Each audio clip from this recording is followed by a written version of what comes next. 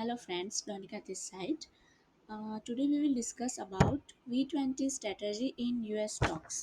मैंने अभी एक ट्वीट किया था कि यूएस स्टॉक के ऊपर भी अपनी V20 स्ट्रैटेजी है वो 100% वर्क करती है और अच्छा रिजल्ट देती है. सो आई थॉट कि हम एक छोटा सा वीडियो भी बना लेते हैं. जैसे मुझे जो भी आप लोगों के साथ डेटा और वो सब शेयर करना हो तो मैं वो कन्वर्सेशन कर सकूँ, इसके लिए मैं एक छोटा सा वीडियो बना रही हूँ.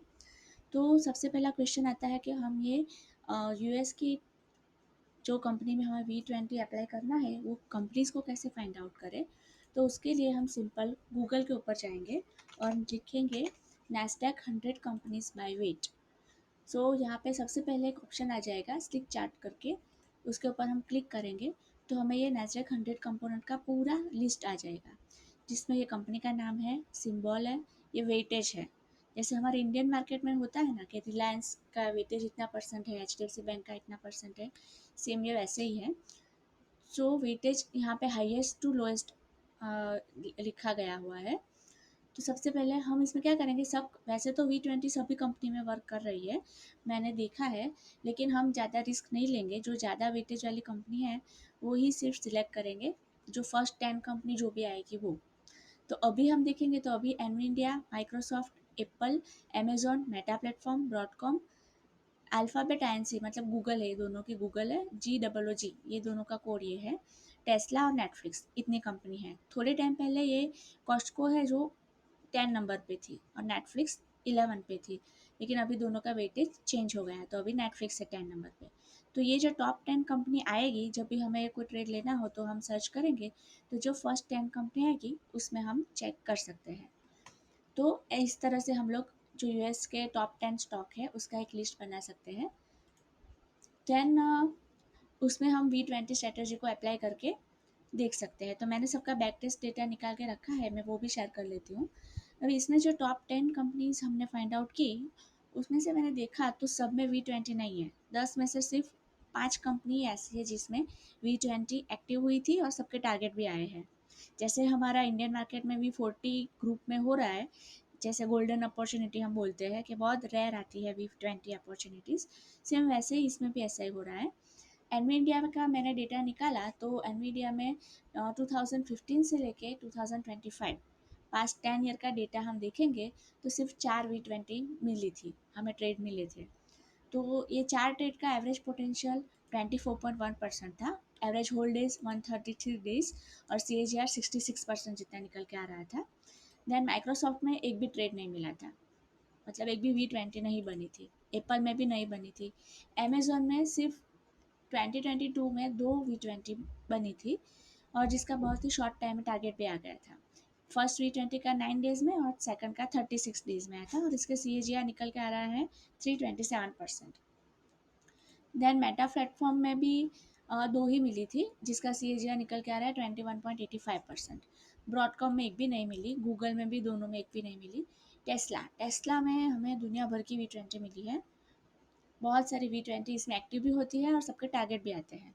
लोएस्ट टाइम इसमें 4 डेज लगा है और हाईएस्ट टाइम 939 डेज, अप्रोक्सीमेटली 3 साल तक का टाइम लिया है, लेकिन टारगेट तो आया है इसमें भी.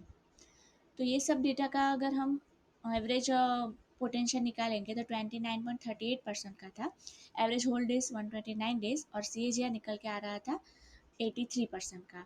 और इसमें एक 70% की रेंज बनी थी. इसके ऊपर जब मैं डेटा निकाल रही थी मुझे बहुत डाउट था कि इतनी बड़ी रेंज बनी है तो इसका टारगेट आया होगा कि नहीं. So I was so much surprise कि ओनली 3 मंथ में इसका टारगेट आ गया था.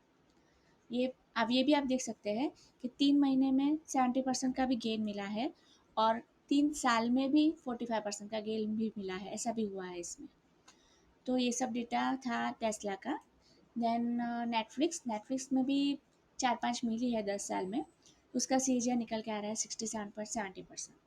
सो मेरे ख्याल से इसके ऊपर भी हमें ध्यान देना तो दे सकते हैं. अभी US मार्केट में हमें काम करना होगा तो उसके लिए दो साइट है, मतलब दो डीमेट अकाउंट बना सकते हैं हम. एक है IND मनी और दूसरा है वेस्टेड. आप लोग गूगल पे या यूट्यूब पे जाके दोनों का कंपैरिजन देख सकते हैं. मुझे जहाँ तक पता है तो IND मनी का इंटरफेस अच्छा है, इजी टू यूज़ है, ब्रोकरेज चार्ज भी इसके कम है. और इसमें हम इंडियन मार्केट के स्टॉक भी ले सकते हैं, कुछ बॉन्ड भी ले सकते हैं, एसआईपी भी कर सकते हैं, मतलब बहुत सारी फैसिलिटीज़ अवेलेबल है। मुझे इसका पूरा 100% आइडिया नहीं है, सो मैं इसके बारे में ज़्यादा बात नहीं करूँगी। आप अपनी साइट से यूट्यूब के ऊपर इसको सर्च कर सकते हैं। देन मैंने और क्या देखा, ये हो गया हमारा पूरा V20 का। फिर मैंने ऊपर ऊपर से अपना जो एसएमएस स्ट्रेटजी है उसको भी चेक करके देखा, ओनली टेस्ला और नेटफ्लिक्स दोनों के ऊपर, क्योंकि ये दोनों में V20 के रिजल्ट अच्छे मिल रहे थे। तो मुझे ये भी सरप्राइज़ हुआ कि ये एसएमएस स्ट्रेटजी भी इसके ऊपर बहुत बढ़िया काम कर रही है। मैंने इधर नेटफ्लिक्स का चार्ट ओपन करके रखा है। ये जो कर्सर आपको दिख रहा है वो नवंबर 24 का है पार्ट। तो हम लोग फटाफट देख लेते हैं कि एसएमएस स्ट्रेटजी इसमें कैसे वर्क किया है और कैसा रिजल्ट दिया है। सो 2014 से लेके 2025 तक का हम एक फास्ट फॉरवर्ड में देख लेते हैं कि इसने कैसा परफॉर्म किया था। सो नेटफ्लिक्स में मेन ट्रेड यहाँ पे एक्टिव हुआ था। फिर हाँ, एक 10 का दम का भी मुझे आप लोगों को बताना था कि बहुत सारे लोगों की ये क्वेरी थी कि 10 का दम इंडिकेटर लग नहीं रहा है। तो 10 का दम एक एडवांस इंडिकेटर है, बराबर। तो जब भी हम एडवांस इंडिकेटर कोई भी अपने फ्री ट्रेडिंग व्यू के वर्जन में यूज़ करेंगे, तो उसके अलावा कोई भी इंडिकेटर अपना ऑन नहीं होना चाहिए। आपको सब इंडिकेटर हाइड करके रखने पड़ेंगे, तो ही आपका 10 का दम वर्क करेगा। जैसे कि मैंने अभी V20 लगाया है और दूसरा ये रॉब बुकर का लगाया है, तो उसके साथ ही 10 का दम नहीं चलेगा। मतलब फ्री में तो दो ही चलेंगे, बराबर। इसको मैं क्लोज़ करूँगी और इसको ओपन करूँगी तो भी इसमें दिक्कत आएगी। कई कई लोगों में ये नहीं चलेगा। तो आपको क्या करना है, ये सब इंडिकेटर क्लोज़ कर देना है, बंद कर देना है, सिर्फ़ और सिर्फ 10 का दम अप्लाई करना है, तो ये वर्क करेगा। वैसे मेरे में तो अच्छे से काम कर रहा है, लेकिन बहुत सारे लोगों की क्वेरी थी कि उनके ट्रेडिंग व्यू में ये नहीं वर्क कर रहा है, तो आप ऐसा करके ट्राई कर लेना। ठीक है, now come back to chart. तो यहाँ पे एक मेन ट्रेड अपना एक्टिव हुआ था एसएमए का, 10 का दम है, मतलब एवरेज ट्रेड। एवरेज ट्रेड ने हमें 43 डेज़ में 10% गेन दिया और मेन ट्रेड ने 152 डेज़ में 52% का गेन दिया। मतलब टोटल 152 डेज़ में 62% का गेन मिला है इसमें। फिर आगे चलते हैं, मेन ट्रेड में इसमें 230 डेज़ में 15.94% का गेन दिया है। देन यहाँ पे वापस एक एवरेज ट्रेड ओपन एक्टिव हुआ था और मेन ट्रेड में 33% मिला था, टोटल 43%। यहाँ पे एवरेज ट्रेड में 10% और मेन ट्रेड में 20%, मतलब 30% इन 155 डेज में मिला था। इधर 82 डेज में 13% गेन मिला है। यहाँ पे क्या हुआ था कि अपना मेन ट्रेड एक्टिव हुआ, फिर एवरेज ट्रेड भी एक्टिव हुआ, फिर प्राइस एकदम नीचे चला गया और इसका मेन ट्रेड क्लोज हुआ था -28% में। तो हमारा जो स्ट्रैटेजी है वो क्या बोलता है कि हमें कभी भी लॉस में सेल नहीं करना है। तो जब ऐसा होता है और हमें पता है कि एक अच्छी कंपनी है यूएस मार्केट में भी, तो हम उसको होल्ड कर सकते हैं। आइदर हम इसको कॉस्ट टू कॉस्ट भी निकाल सकते हैं या तो फिर थोड़ा बहुत प्रॉफिट लेके भी निकाल सकते हैं, लेकिन हमें इसको लॉस में कभी भी कोई भी स्टॉक को एज पर स्ट्रेटेजी लिया हुआ हो तो सेल नहीं करना है। तो अगर हम इसका देखेंगे तो हमने यहाँ पे बाई किया होता और नो प्रॉफिट नो लॉस पे निकालते तो 487, मतलब एक डेढ़ साल तक हमें इसको होल्ड करना पड़ता, तब जाके कॉस्ट टू कॉस्ट निकाल सकते हैं। और ये ऐसा कब पॉसिबल होगा, जब हमने लिमिट में एलोकेशन किया होगा, with in limit. US market सबके लिए नया ही होगा, तो अगर इसमें आपको एक्सपेरिमेंट करना हो तो आप बहुत ही मिनिमम अमाउंट से देख सकते हैं, पहले तो खुद प्रैक्टिकली ट्रेड लेके। तो कभी ऐसा फंस भी जाए तो हमें डर नहीं लगेगा कि भाई मेरा लॉस हो जाएगा। ओके, तो ऐसा कर सकते हैं हम। फिर आगे चलते हैं। अभी अभी रिसेंटली इसमें कोई भी ट्रेड एक्टिव नहीं है। देन मैंने टेस्ला टेस्ला का भी 10 साल का पूरा डेटा देखा, तो उसने भी बहुत अच्छा काम किया है। ये मैंने जनवरी 15 से ओपन करके रखा है। तो यहाँ पे एवरेज ट्रेड में 10% 10 डेज़ में और 26% 148 डेज़ में। मतलब ये पूरा ट्रेड हमें 148 डेज़ में 36% दे के गया था। देन वापस 50 डेज़ में 10%, 7 डेज़ में 10% और मेन ट्रेड 252 डेज़ में 7%।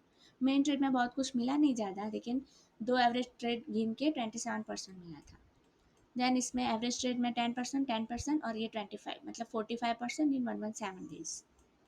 देन आगे चलेंगे, 10%, 10%, 10% और इसमें 7.54%, मतलब टोटल 273 डेज़ में 37%, 38% जितना गेन मिला था। इसमें वापस 10%, 10% और 7%। देन वापस आगे चलते हैं। यहाँ पे दो ट्रेड है, ये 10% के दो है, इधर वापस 10%, फिर यहाँ पे थोड़ा नीचे चला गया था, वापस ऊपर है 10% और ये 8%। मेन ट्रेड में पूरा 1 डेढ़ साल निकल गया, सिर्फ 8% मिला है, लेकिन इसका एवरेज ट्रेड हमें 40% देके गया है। 40% और ये 8%, मतलब टोटल अराउंड 50% जितना एक ट्रेड में मिला था। इसमें भी कैसा है, 10%, 10% और 14%, 34% मिला है 197 डेज में। और इधर अभी रिसेंटली इसका एवरेज ट्रेड एक क्लोज हो चुका है और मेन ऐसे में ट्रेड अभी भी चालू है। इसमें भी हमें जैसे हम इंडियन मार्केट में हमारे V40 में अप्लाई करते हैं, ऐसे में वैसे ही अप्लाई करेंगे तो ही फ़ायदा होगा कि आपको हाफ अमाउंट मेन ट्रेड में लगा सकते हैं और हाफ अमाउंट एवरेज ट्रेड में। अगर एवरेज ट्रेड मिस कर दे तो फिर आपको कुछ गेन ना भी मिले, या तो फिर एक दूसरा तरीका ये है कि आप सिर्फ और सिर्फ एवरेज ट्रेड में ही करना हो ट्रेडिंग तो कर सकते हैं। ओनली एवरेज ट्रेड जब भी एक्टिव होगा तो 10% के लिए उसमें से 10% निकाल सकते हैं। तो ये सब हो गया बात हुई स्टॉक का। इसमें भी 100% वर्क करती है, ऐसे में भी अच्छा काम करती है। दोनों का आप ऐसे इस तरीके से देख सकते हैं। सबका बैक टेस्ट डेटा मैंने लिख के रखा है, अगर आपको चाहे तो मैं लिंक में दे दूँगी, तो आप उसके ऊपर से भी स्टडी कर सकते हैं। ये सिर्फ एक आइडिया था, इसमें काम करना ही है, मैं ऐसा किसी को भी रिकमेंडेशन नहीं कर रही हूँ। लेकिन हमें सब पता होना चाहिए, हमारी जो स्ट्रैटेजी है वो हम सब मार्केट के ऊपर अगर यूज़ कर सकते हैं तो हमारा कॉन्फिडेंस भी बढ़ेगा कि हमारे पास ऐसी स्ट्रॉन्ग स्ट्रैटेजी है जो इंडियन मार्केट में अगर कुछ मतलब वापस ऐसा बेयर फेस आ गया, मार्केट डाउन हो गया और वो टाइम पे अगर यूएस मार्केट अच्छा चल रहा है तो हम अपना थोड़ा बहुत पैसा वहाँ पे डाइवर्ट कर सकते हैं। ये रिस्की है, सबको पता है, लेकिन अपने रिस्क के हिसाब से कैपिटल को मैनेज करके, एलोकेशन को मैनेज करके हम ट्रेड ले सकते हैं। So okay, thank you so much. अगर आप लोगों को कुछ क्वेरी हो तो आप मुझे कमेंट सेक्शन में बता सकते हैं।